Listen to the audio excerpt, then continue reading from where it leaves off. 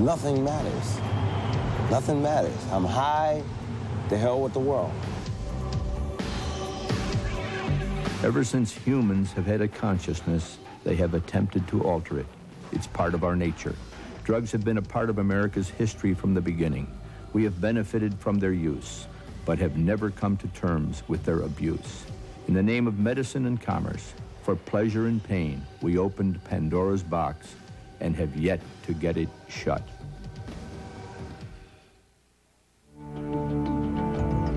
Altogether, I did drugs for about 14 years. It started with, it first started with speed, amphetamines, when I was about 13 years old. And I graduated, so to speak. I took downers and LSD, four-way window pane, purple haze, blotter acid. How I supported my drug habit for so many years is I sold drugs for about 8 years of my life when I wasn't in jail or I wasn't confined to some other place. No, prisons did not make me a better criminal. They made me more aggressive. You think having correctional officers coming up to me, treating me like I was an animal, belittling my integrity, it's gonna rehabilitate me? I think not. First of all, prisons do not have adequate delivery systems to, as they would say, correct the problems. They don't have those. This is the image many of us hold of a typical drug user, a criminal, a hopeless addict, a minority. Get your hands where I can see them. Put your hands behind your back. Do it now. But that stereotyping is part of America's drug problem. We are not seeing the rest of the picture. We treat the problem as them, against us, without acknowledging that some of our troubles are of our own making. To those who are thinking of using drugs, we say stop. And to those who are pushing drugs, we say beware. Winning the war on drugs means waging war on crime. The war on drugs is the longest battle America has ever fought. For nearly a century, the federal government has depended upon the criminal justice system to eradicate the supply and demand of illicit drugs. Some efforts have been successful, some failures. Most have yielded a predictable pattern of results. In the one sense, we've scared the American population so much and blurred their perception so much that they are fearful to the point that it affects our electoral process. We look at gun control, we look at drugs. All of these things relate to safety and security of the individual if you look at it in a macroscopic way. And basically it's saying that minorities are somewhat threatening and they kind of have to be dealt with. They have all of these problems. And now they're kind of lumped in the cities, and so what are we going to do with them? Out of every $100 that we spend on dealing with the drug problem, we spend $97 on dealing with the effects of the failures of our policies and $3 trying to prevent drug use. We spend nothing on prevention and everything on dealing with the defects that are produced by the defective human beings that are produced by these policies. What we've done over and over again is we've increased the jail capacity, we've increased police forces, and we've increased the prosecution, the DA's office, we've increased the court system. What we haven't done is come up with methods to truly rehabilitate drug addicts. I could pull out a book for you right now and read a comment that was made in 1936. And if I didn't tell you that, you would think it was a contemporary making a statement today. I think we forget that, we forget what doesn't work, and we constantly try to reinvent the wheel. And sometimes we think, well, if we make the laws stricter, if we make the sentences harsher, that will change the picture. It seems like every generation has to rediscover it for themselves.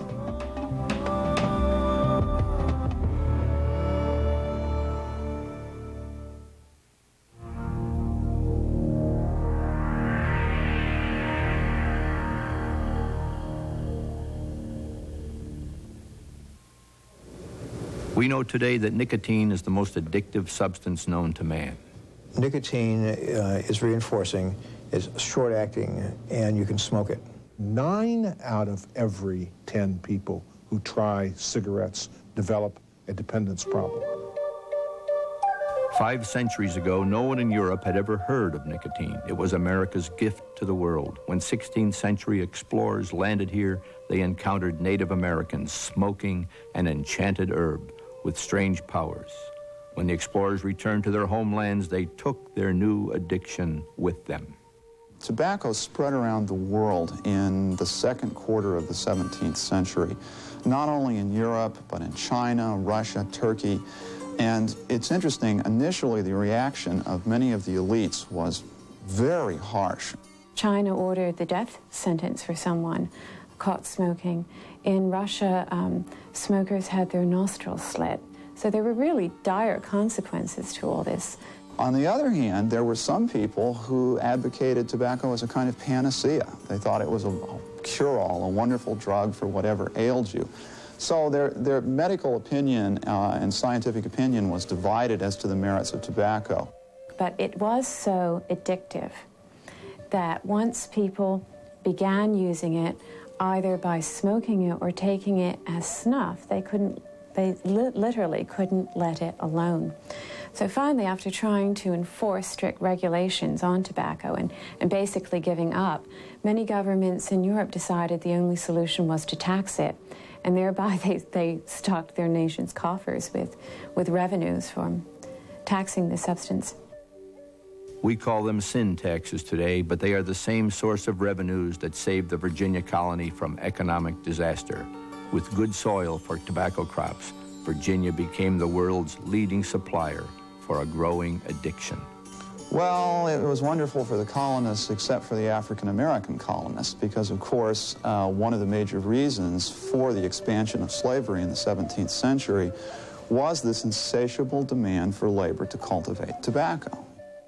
The seeds for America's plantation system were sown. Concerns about the morality of slavery, tobacco's toll on the land and the body were all ignored. The enchanted herb was ingrained into colonial culture and the economy, accepted as legal tender for trade and purchase.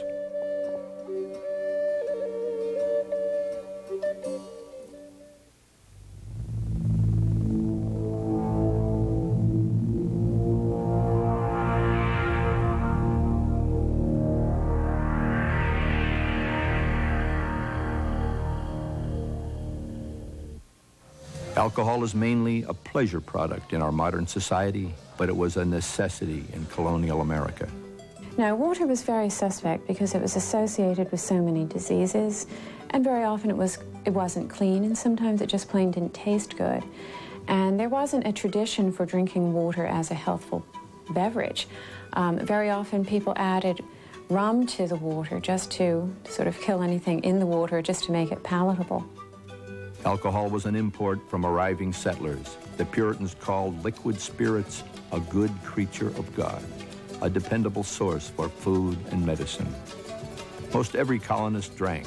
They brewed beer and made hard cider from orchards, but rum was by far the favorite.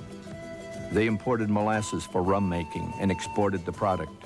The business was so big, rum became legal tender and established the northern economy.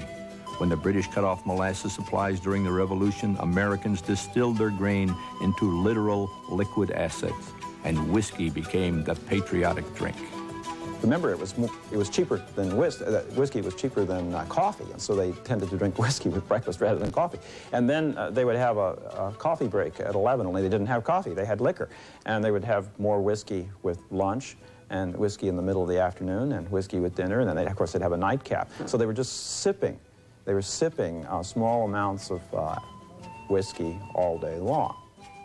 In 1784, Dr. Benjamin Rush sounded the first medical alarm, warning Americans that heavy, chronic use of spirits could lead them to mental and physical ruin, even death. He was mostly ignored. By then, drinking was valued for more than just food and medicine. It had become tied to the business of politics and power. Slaves were purposely given alcohol to keep them on plantations, and Native Americans were plied with firewater during trade and treaty negotiations. By 1830, Americans were drinking an average of 5 gallons of pure liquor a year. That's 3 times more than we consume today. Not surprisingly, public drunkenness was common. Americans were forced to reevaluate the good creature of God. Alcohol-related illnesses and violence were rising. Some debtor prisons were reporting 50,000 annual admissions. There were families who were left destitute. And of course, in a state where there were no social systems set up, there wasn't welfare, there wasn't social security. If someone literally drank himself into an almshouse, who was going to take care of his family? In stepped the temperance movement, taking their cue from similar reforms in Europe. America's clergy led the way with gentle moral suasion. They were simply urging moderation, and they began arguing that if you are a drunkard, you might commit acts which would sever your relationship with the Almighty. You might tempt others, you might get into brawls. It wasn't good for society, it wasn't good for the individual. Next came the fire and brimstone approach in the form of the Reverend Lyman Beecher. He had once put himself through school selling spirits, but later preached of his conversion with the 6 sermons of intemperance, which in summary said, no alcohol is good alcohol. Total abstinence was a controversial concept, even in the temperance movement, and eventually groups came up with a solution. Drinkers torn with indecision were offered a compromise. You could sign a pledge for total abstinence, in which your name would be marked with a T, making you a teetotaler. Or else you could just decide to abstain from hard liquor and continue your consumption of wine and light spirits. The early American experiment was massively successful. Hundreds of thousands of people became Temperance Society members, and nearly half of all Americans quit drinking altogether.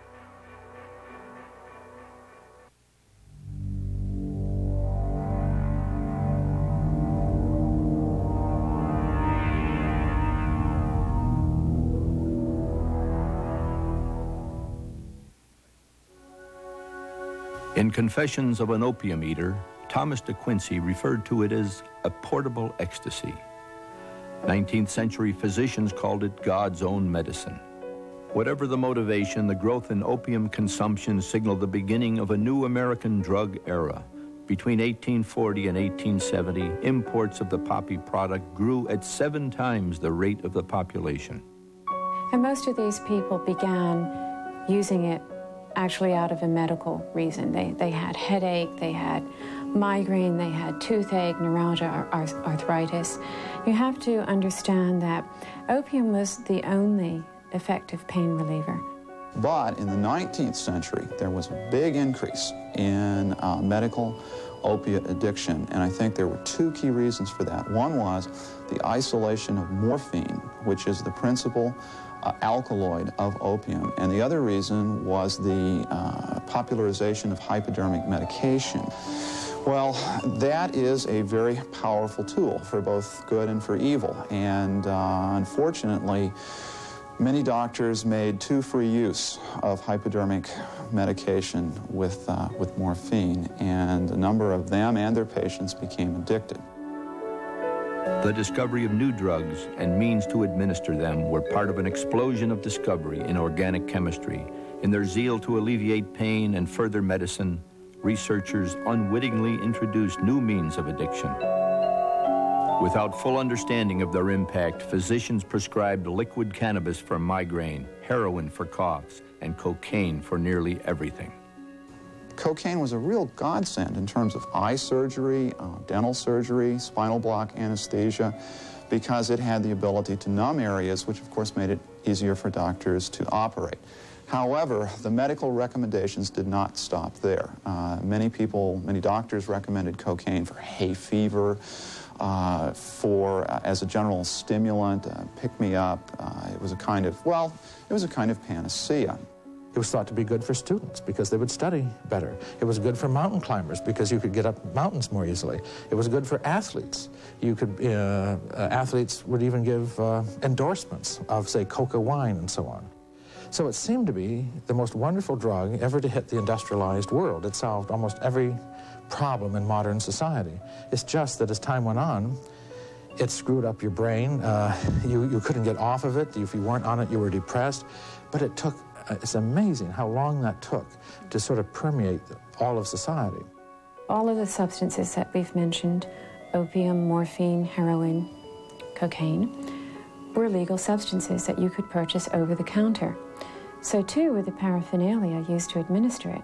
So you could turn to your Sears and Roebuck catalog, and for a trifling amount, maybe $1.75, you could purchase your own hypodermic syringe kit. It would be delivered to you through the mail, so perhaps if you were keeping your habit a secret, no one would know. And many people didn't realize they were addicted. They just knew that if they kept taking their medicine, they felt well. The patent medicine industry offered Americans a sort of fast food approach to folk medicine. Down-home names popularized the elixirs and tablets. Lydia Pinkham pushed pills and tonic. Hostetter's bitters were the best. But customers didn't know that common ingredients to these medicines were alcohol, opium, morphine, and heroin. And of course, you see, that was because many of these medicines weren't labeled. You had no idea what you were purchasing. Many mothers flocked to the stores to buy Mrs. Winslow's soothing syrup, which they gave liberally to their children who were suffering from colic or teething pain. And one mother writing an endorsement for this, a testimonial to the company, said in the 1880s that, you know, her little girl cries until she gets her medicine, and then she's good as gold for the rest of the day. And there wasn't a correlation between the behavior before the drug and the behavior after. And of course, this child was probably experiencing some symptoms of withdrawal, which the medicine fixed. While ignorance and medical use enslaved some Americans, others turned to drugs for the pleasure principle. Upper-class adventurers experimented in opium dens. Housewives who were discouraged from drinking found comfort in Dover's powders or laudanum. Some sought drugs as a means of coping with the harsh reality of everyday life. There were people, primarily Chinese indentured laborers and some members of the white underworld, gamblers and prostitutes and so forth, who smoked opium. I think the Chinese laborers who had a very, very hard lot. I mean, these people were exhausted. Many of them were dying at the work sites from exposure and poor treatment, and very, very hard lot. These people were using opium as an escape. Meantime, cocaine became popular as a recreational drug. Longshoremen in New Orleans, black longshoremen, were among the first to use the drug because these people had to work for long stretches of time unloading and loading steamboats, and they used it as a stimulant. By the 1880s, America was concerned about its growing drug habit. Those who turned to treatment found a lot of quackery. The upper and middle class lined up for the popular Keeley Gold Cure for addiction. If you had a cocaine habit, you were required to pay $10 a week, which was about a week's wages in those days. People understood that you went to a treatment center, some sort of home or hospital, and you were withdrawn. And they didn't understand once you went through the cure, why 3 weeks later you would experience this craving for a drug again, whether it was alcohol or whether it was morphine. So by the 1880s, there was a definite recognition that something had to be done. And there was a great fear that our leaders, our doctors, our politicians, our businessmen, our mothers training the future citizens were all prey to this, and that it was going to be the end of the Republic as we knew it. The American public demanded the federal government cure what medicine couldn't. Aided by sensationalist media campaigns, the patent industry was brought down with the Pure Food and Drug Act of 1906. It forced manufacturers to list ingredients on the label, but it did not regulate drugs prescribed or sold over the counter, and so the next campaign began.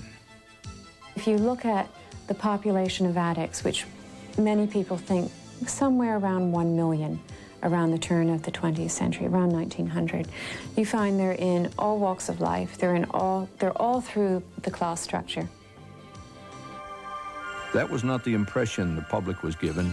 Need for protective legislation was justified with terrifying stories and films about the dangers minorities presented to the rest of society.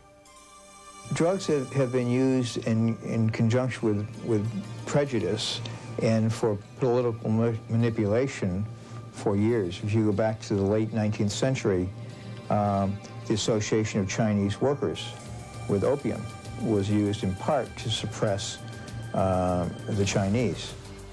Americans were already resentful of Chinese immigrants who they felt were taking away scarce jobs. There was an international plot as well. The United States wanted China to spend less of its silver on opium and more on American goods. But before America could push for international controls, it needed a drug policy of its own. The Harrison Narcotics Act of 1914 put tighter controls on medical use of opiates and cocaine and outlawed all non-medical use. A doctor was still able at this period to continue to treat his addicted patients with morphine until in 1919, Supreme Court rulings judged that addiction was not a disease. So if it's not a disease, a doctor can't lawfully treat it by prescribing opiates. So with one fell swoop, a whole group of people became criminals. The same Supreme Court ruling forced many narcotics clinics to close, leaving the hardcore addicts few places to turn. The lasting tradition of the Harrison Narcotics Act was the creation of a black market for drugs and the portrait of an addict as a sinister criminal dedicated to irresponsible pleasure.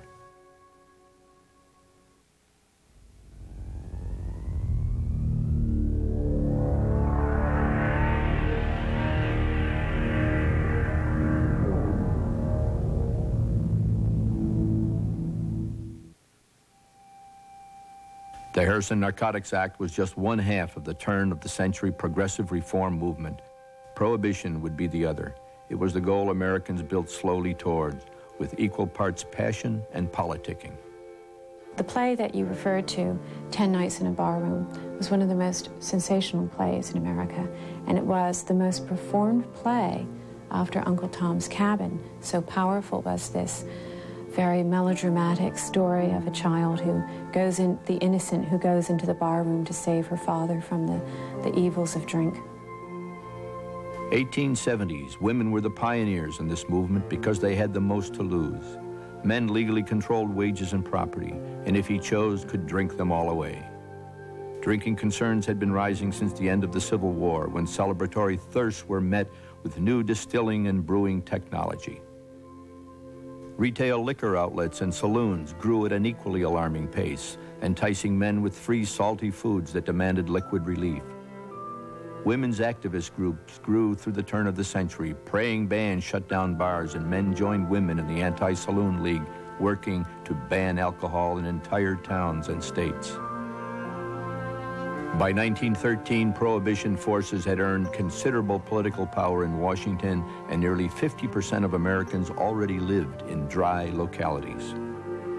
Well, Prohibition came about in 1917 largely because of World War I. The whiskey distillers had been discredited for years and had very little political influence. But the liquor industry had survived largely because of the political influence of the brewers. The brewers, unfortunately for them, were almost all German by background. And so during World War I, the brewers lost their political influence because of the fact that the United States was at war with Germany. And of course, the anti-salooners and the prohibitionists just saw this as a golden opportunity. Suddenly, drinking became unpatriotic because you were taking kneaded grain and drinking it instead of sending it to the armies and the Allies. In January of 1920, the noble experiment took effect. Faced with the laws that forbade the sale of alcohol but not drinking it, the public reacted one of two ways. Oh, yeah. That started a lot of people drinking. And you see that even people who never broke the law were dealing with bootleggers and buying, illegal whiskey, illegal spirits, because they thought their rights had been an infringement of their rights. One of the things that they used to do for these speakeasies, they used to use a storefront and usually have a cigar store and sell magazines and newspapers and stuff like that. And then you just go around back of the corner and there'd be another little door and they'd let you in. The big ones retained, they were in business. The nightclubs that's a different scene. People used to dress They'd come into a speakeasy in full dress and evening gowns. There was no end to the supply of illegal hooch. Many an entrepreneur would simply head north to the United States border to buy his alcohol and then try to sneak back under cover of the night. They all ran joints and stuff like, you know, nightclubs, and they had their suppliers from Canada, and they'd come in with these boats, and they'd have these a crew of fellas go out in rowboats to meet these speedboats, and then they'd change the, you know, they'd switch the cargo and put them on trucks and then run them up into the city. Enforcing prohibition was a nightmare. Prohibition agents patrolled by land, sea, and air, but could not keep up with the proliferation of speakeasies and industrious private citizens and a whole new class of criminal. One of the facts of drug use is if you prohibit something, a substance, you generally will create a black market for it. So prohibition was very effective in really organizing crime. So they'd pick a territory, and these people would sell booze and beer to these operators, and they had a real thing going. Well, once somebody from the other gang crossed over and started selling beer and cutting profits, they'd get into these real machine gun battles. Oh, they were wicked people.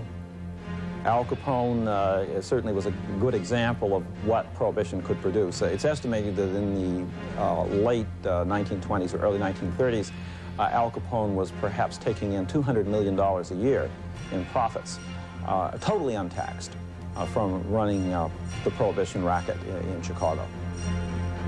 Prohibition led not only to a rise in violence, but in health risks to those who refused to stop drinking. Because the available liquor was unregulated, it was in many cases of dubious quality. They did run some in from Canada, and that was good. That was good. If they brought whiskey in or gin, that would be all right. But some of it they made here, you know, made what they call bathtub gin. They made it in bathtubs, and it wasn't good. The reason for gin is all they had to do is get some good straight alcohol and mix it with juniper berries. When they were drinking the stuff before Prohibition, it was pretty decent stuff. I mean, if you could call alcohol good. But as soon as Prohibition came in, they were drinking anything that come out of a pipe. A lot of people lost their life drinking some of this gin and wood alcohol. This convention wants repeal. Prohibition did reduce the amount Americans drank by about 50%. Alcohol-related health problems also decreased, but the price paid for those advances was climbing in terms of deaths by accidental poisoning or organized violence. And economic factors could no longer be ignored. The Prohibition unit's budget had grown from an initial $5 million to $300 million by Prohibition's end in 1933. The government, like the governments of Europe in trying to deal with tobacco, I think finally gave up trying to enforce a law which was very difficult to enforce. And of course we were entering a depression, so the alternative was if you can't control it, let's regulate it and tax it. And those taxes became an important element of our national budget. And of course the legal distilleries and breweries gave people a lot of needed jobs during the Depression.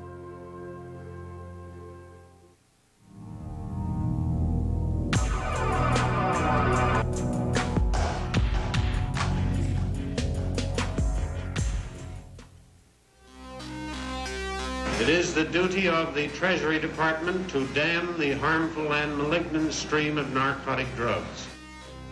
Harry Anslinger would be the federal champion of the first war on narcotics. A former intelligence officer and Prohibition agent, Anslinger was commissioner of the Bureau of Narcotics from 1930 to the early 1960s. So there was an incredible span where he really shaped policy in this country. And he had a very simplistic view of the drug problem, which was get rid of drugs, get rid of pushers, get rid of users. End of story. One of Anslinger's most memorable campaigns was the protecting of American people against marijuana. It was an import of the Mexican migration, legal in the 1930s, and in its hemp form was an important cash crop for the South. But Anslinger agreed to support legislation against it.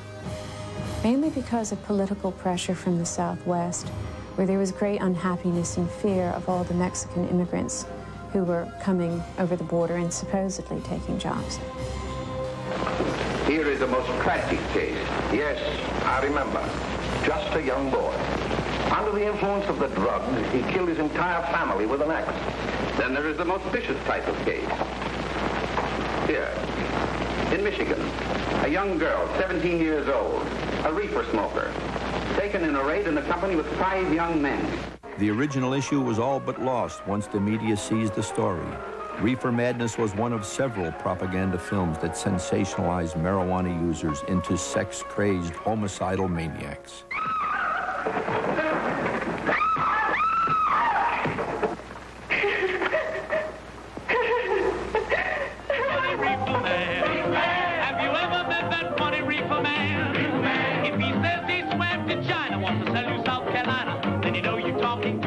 Mexicans were not the only minority target. When the public heard of marijuana use among a subculture of black musicians, all blacks were included in the Fear campaign. The growing sentiment enabled Anslinger's cause, and in 1937, the Marijuana Tax Act outlawed the drug for anything but medical use. Anslinger wasn't done. Throughout the 40s and 50s, his T-men fought on with ever-increasing budgets and resources. They investigated and arrested movie stars, warred with the mafia. And in the emerging Cold War era, Anslinger took on the Soviet Union. So increasingly, Anslinger saw drug use as a menace, which he likened to the Red Scourge that was people were in dire fear of in the 1950s. He believed it was a communist plot. He perpetuated that myth. The scare tactics and anti-communist sentiment worked. In 1951, the Boggs Act set mandatory jail sentences for marijuana and narcotics trafficking. And in 1956, the Narcotics Control Act not only increased sentences, it established the death penalty for sales of heroin to minors. The nation's anti-drug course was set, enforcement over treatment.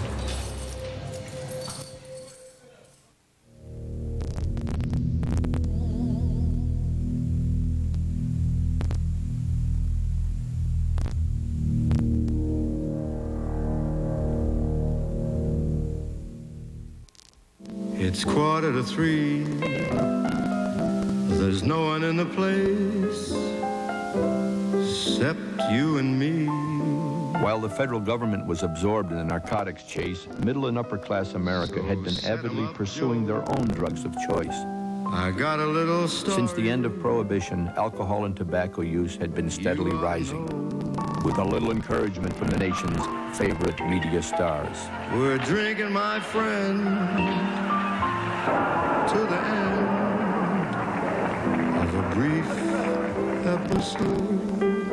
Last New Year's, I went to the Eastman House here and saw a New Year's Eve presentation of The Thin Man. I took my kids, and we were all floored with how much William Powell drank and smoked in these movies. You know, he always had a martini or a Manhattan in his hand, and he was smoking, and it was an attempt at sophistication. And we just wondered how he ever got anything done. He just had to be wasted all the time because he was drinking all the time. How he ever solved a crime or, took Asta for a walk. I don't know how he did it. Is that my drink over there? What are you drinking? Rye. Yes, that's yours. Everything is revolving around drinking, and there's the lovely Myrna Loy, who's quintessential lady, and she's knocking them back too. So if it's okay for her, it must be okay for everybody else. Will you bring me 5 more martinis? It has it both reflects what our attitudes are, and it also creates some of these attitudes as well. I mean, on one hand, you have The Thin Man and many other similar movies where you see the smoking and the drinking ritualized. And if you didn't know how to do it before you went into the movie, you do now. And now Voyager, when Paul Heinrich lights Betty Davis's cigarette, he has 2 cigarettes in his mouth at the same time, lights them at the same time, and hands one over to Betty Davis. And that probably contributed more to smoking than any advertisement ever could for a period of time, because that was considered a very romantic thing to do. America was caught up in the post-war boom.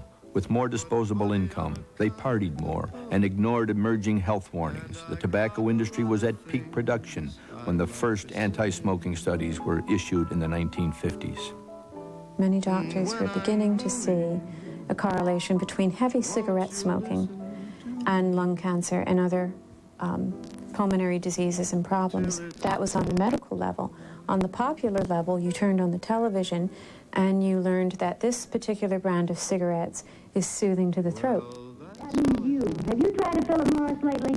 You'll love them. They're so smooth and mild, and they taste so good. And most important, there's no cigarette hangover when you smoke Philip Morris. In 1964, the U.S. Surgeon General issued the first government warning that smoking was a health hazard. The following year, cigarette sales rose by 716 billion cigarettes.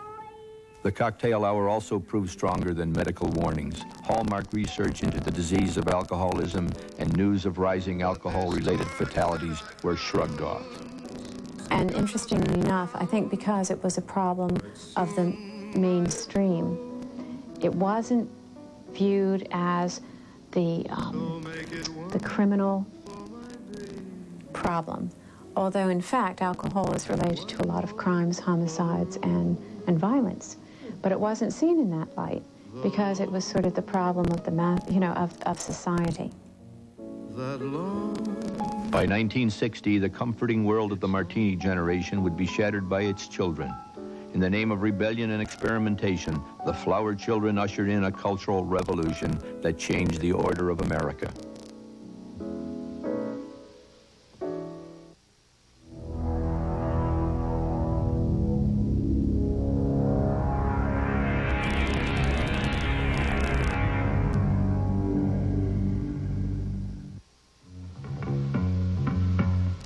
Started out, with Osley and Timothy Leary, and they were experimenting. They would do experiments, right in the colleges. You could take some acid, sit there with doctors and stuff, see how you made out.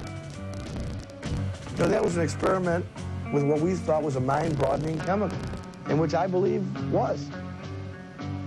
I think it changed my life and probably bunches of other people. I have friends also that went too far and are casualties. They're not dead. They're walking around like really strange. It's sad.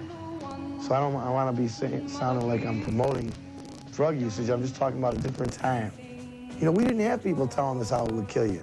We had Reefer Madness, which was the anti-marijuana movie about people smoking marijuana and jumping out of windows. We all knew it was a bunch of jive. It was a lie. So if they were going to lie to us, why believe anything else they said? For Americans abroad, marijuana was also the main drug of choice, but for different reasons. It was less a symbol than a means to cope.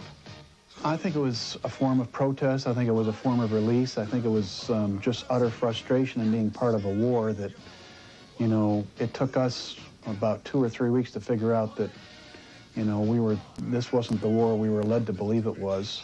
And the war we were led to believe it was, we were there to help a people attain their freedom from communism, this, that, and the other. And my experience was that the people I came in encounter with, they could care less. All they wanted to do was be left alone and left to live their own lives. Drug use by American soldiers proved much more controversial than civilians at home. To the extent money can help in meeting the problem of dangerous drugs, it will be available. This is one area where we cannot have budget cuts, because we must wage what I have called total war against public enemy number one in the United States, the problem of dangerous drugs. When President Nixon declared his war on drugs in 1971, he had Vietnam veterans in mind. Exaggerated media reports from Vietnam estimated 25% of soldiers had used heroin, and the overriding concern was that they were bringing the unsavory habit home. Throughout the 1970s, the federal government issued a series of inconsistent drug policies. As the new law and enforcement arm, the DEA geared up. Government action against drugs, other than heroin, continued to mellow.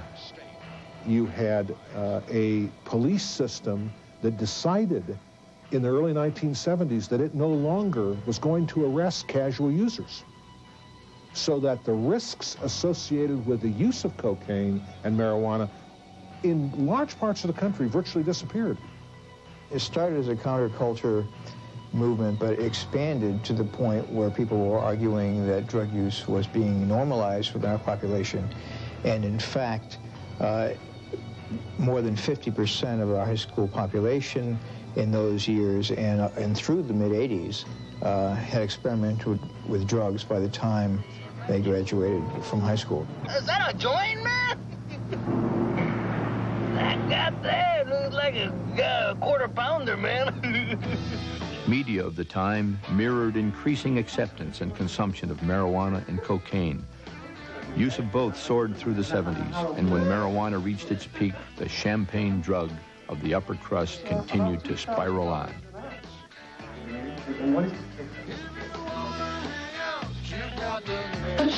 I mean, I can remember back in the 80s in Rochester, going to parties where cocaine was being used by upper middle class people, saying, "Oh wow, Judy, you got to try this. This is the most wonderful thing since sliced bread. Has no effect, great for your sex life, blah blah blah." And once again, we had so wiped out the memory of that first cocaine epidemic. It was as if it all happening over again. Public memory of cocaine had faded away because most of the people who were really familiar with what cocaine did early in the century were dead. To Washington nearly 5.5 years ago, we pledged to put America's house in order. Well, that required more than economic reform and bolstering our national defense. Our country was threatened by an epidemic of drug abuse. It's been growing in intensity since the 1960s. By 1980, illegal drugs were every bit as much... By the time President Reagan declared his drug war in 1986, cocaine use was reaching alarming proportions. It was no longer just the drug of the rich. It was also available to the poor thanks to an ingenious marketing move by illegal drug suppliers. Cocaine was not a big substance in the black or Hispanic community. It was called the rich man's high, okay? But they couldn't afford it. Then someone came along and made crack, a derivative of it, and made it highly affordable. Now it's widespread, killing cocaine. people. And this goes for about $5 outside on the street. And this... In 1986, illegal drug use shot up to become the #1 polled concern of the nation.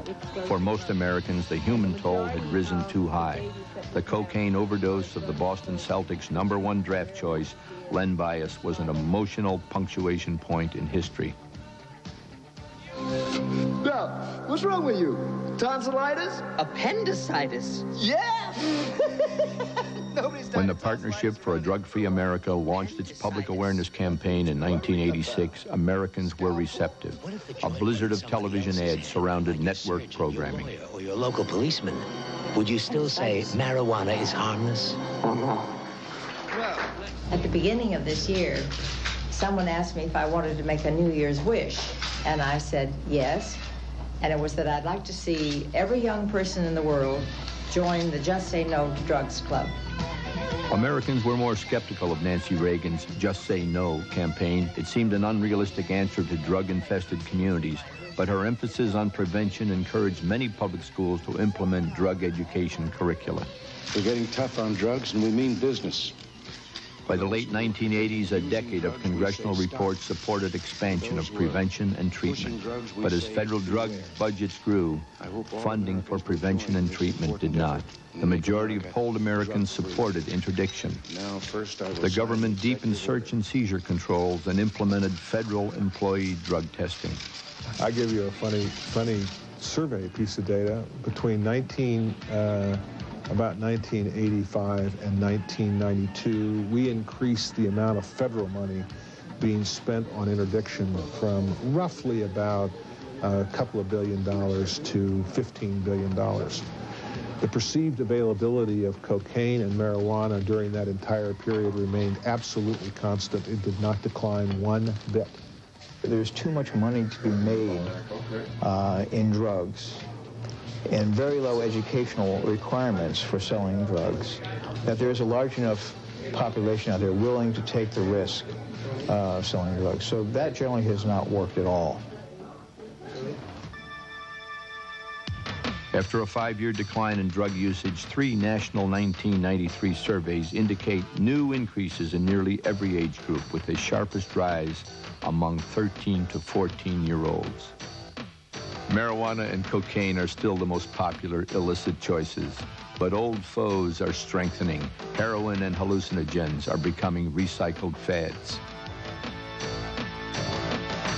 Reliance on a law enforcement answer to a drug crisis is in part a result of public demand. It is the most visible reassurance in frightening times.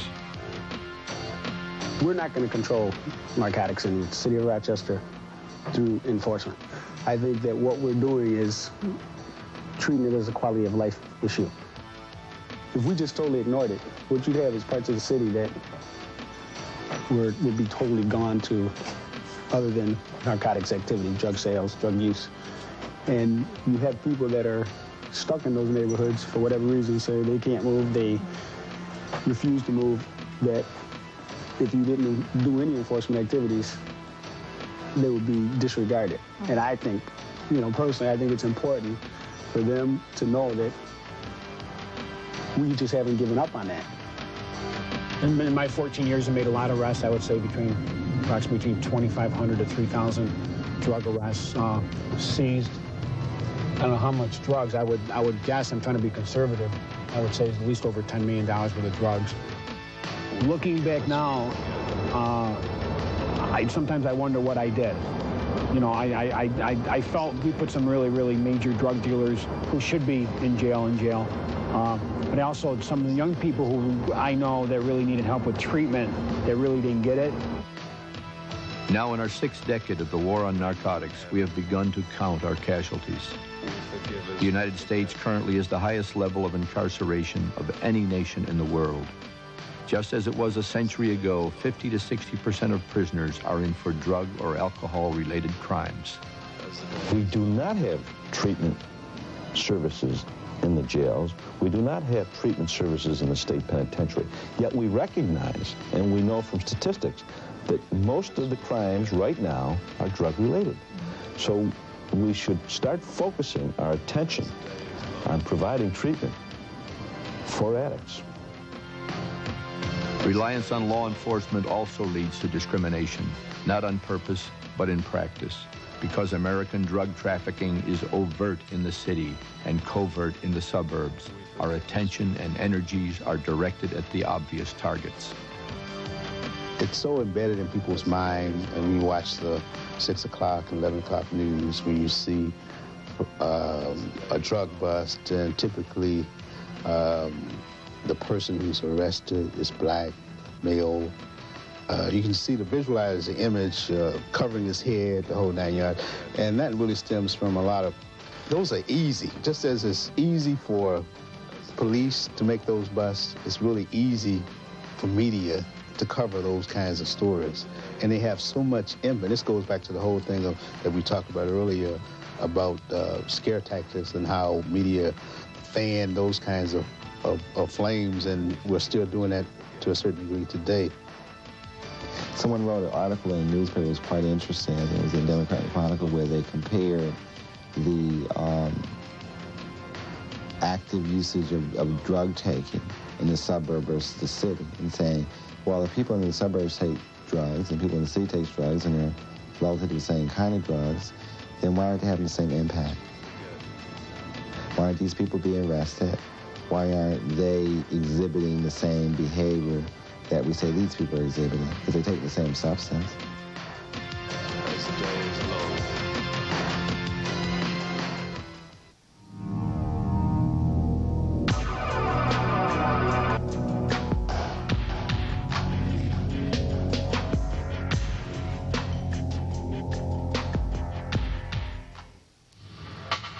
It is interesting that the 2 most hazardous drugs in America are legal.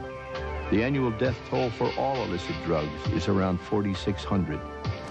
But approximately 18,000 people died last year as a result of drunk driving. Smoking claims over 400,000. I think tobacco is an excellent example of how once a drug is ingrained in your culture, that it's almost impossible to get rid of, despite overwhelming evidence of the dangers of the drug. If that drug were to be introduced today, there is no way that it would ever be approved for human consumption. The federal government doesn't give a rat's butt about this. They make $11 billion a year, and 434,000 Americans die every year prematurely. They don't have to pay Social Security. They're making $30 billion a year in tax revenue. We, the taxpayers, are paying the $65 billion health care deficit for those who are dying from smoking-caused illnesses. The government isn't. Now that I'm gone, I tell you, don't smoke. The public education campaign against smoking has been the most successful of any drug. Public demand has led to new restrictions against lighting up in public venues, and over the last decade and a half, 50% of smokers have responded by kicking the habit. Still, the federal government continues to subsidize the tobacco industry. In 1992, it allocated some $40 million to teach farmers how to grow better crops. And as smoking and related revenues continue to decrease in the United States, the government has allowed tobacco businesses to expand their markets overseas. Our former Surgeon General Koop said, you know, it really is hypocritical to complain about all the cocaine coming into this country when we're exporting tons of nicotine, which is by far one of the most addictive drugs, to these other countries. The modern temperance movement has followed a similar route with tobacco. Throughout the 1980s, a combination of efforts, the new 21 drinking age, stiffer DWI legislation, and education, all of this resulted in a decrease in alcohol consumption and related illnesses. But we have certainly not eliminated our drinking problems. Every 22 minutes, a young person dies from a DWI accident. Number one cause of college freshman failure is alcohol abuse. Number one cause of date rape is alcohol abuse. Number one cause of physical violence in the homes is alcohol abuse. In 1992, the alcohol industry spent $3 billion on advertising, $2 billion on television commercials, and again, the marketing has hit some sensitive targets. 1993 studies showed teenage binge drinking is on the rise. Part of the motivation is what they see in society, and another is what they see at home. If you look at 9 to 12-year-olds, about 20% of 9 to 12-year-olds have already tried alcohol, largely in their household, largely from their parents. What they're doing is going to have a lot of effect on their children, because as the young children, they're the number one role model, which could be really bad in some ways, okay? There's so many double messages, you know. One day they'll say, you know, drugs, cocaine's bad, but then they'll go home and have, you know, 3, 5, 6 beers and drink like a pack, you know, smoke a pack of cigarettes. And we know that cigarettes and alcohol probably are two worst drugs, and they're both legal.